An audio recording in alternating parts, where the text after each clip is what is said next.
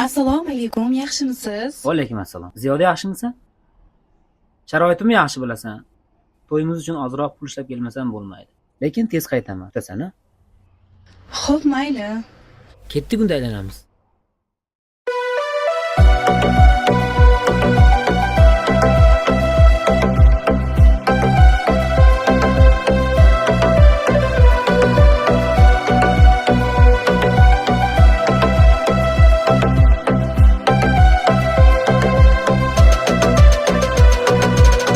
Xudo bersin har yigitning omadini, yordan judo qilib tegma qomatini.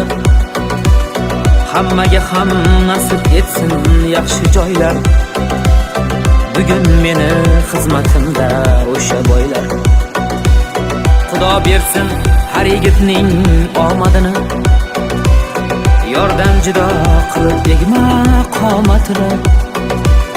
Hammaga ham nasib etsin yaxshi joylar.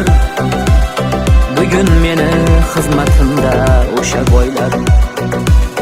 Boylikni deb sevgisidan kechgan oylar, boylik baxtli qiloldimi qosh yoylar. Kechasini mendan tortib olganlar, ey bugun meni xizmatimda o'sha boylar. Lotarga uchib mendan kechgan oylar, bugun meni xizmatimda o'sha boylar. Lotarga uchib mendan kechgan oylar, bugun meni xizmatimda o'sha boylar.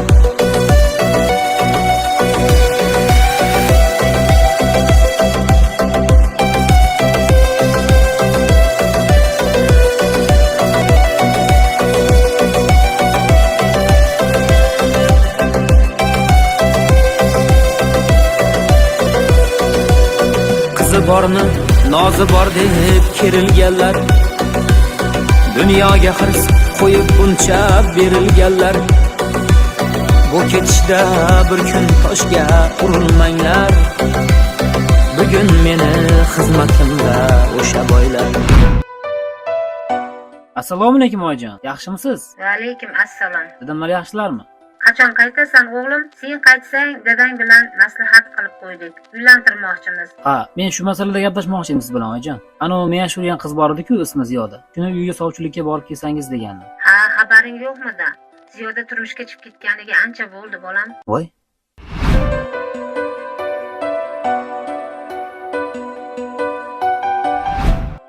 Ha, mayli. Nasib bo'lgani bo'ladi-da onajon. Tez kunda ko'rishamiz inshaalloh. Hozir mana qancha sanam yo'lim poylar, alpomishim bo'ling deydi barchinoylar. Lekin meni vujudimni armon dog'lar, bugun meni xizmatimda o'sha boylar. Yuragimda qolib ketgan alam bor, qoshingizga qo'yilmagan qalamim bor. Alam qilar bo'lolmadim sizga yorlar, bugun meni xizmatimda o'sha boylar. Lotarga uchib mendan kechgan oylar, bugun meni xizmatimda o'sha boylar.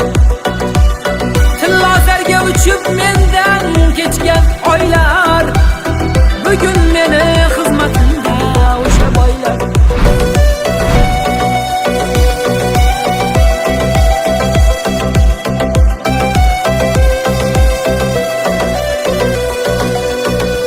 Boshliq, oilamda ozgina kamchilik bor. Oylik maoshimni oldindan berib tura olasizmi? Ha, albatta.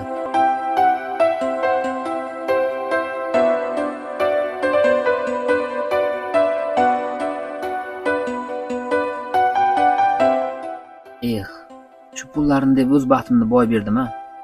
Ha, mayli. Arzon sevgining bahosi. Shunday arzon bo'lsa kerak.